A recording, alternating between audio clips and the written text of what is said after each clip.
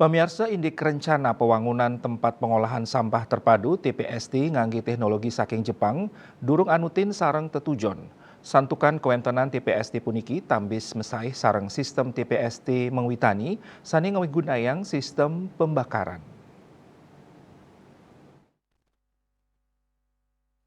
Pewangunan TPST sanes sadurungyane magenah ring desa Sangeh abian semal puniki katulak pewangunan nyane oleh krama irike.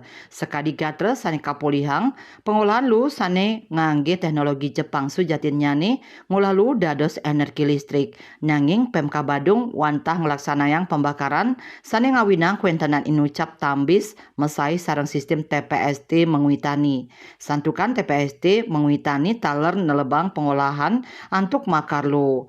Kepala Dinas Pekerjaan Umum dan Penataan Ruang PUPR Badung Ide Bagus Surya Swambe matutang indika inucap. Pai ketandani mausang proses pengolahan sampah skadi kedadosang energi listrik, proses nyane pate nanging ring Badung pemuput nyane nenten kantos medalang energi listrik wantah kantos proses pembakaran kemanten.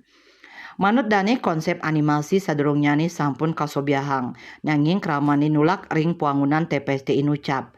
Birokrat asal Tabanan puniki mausang sampun nyelehin tur kauningin lahan saneka buatang kantos siki 6 hektar.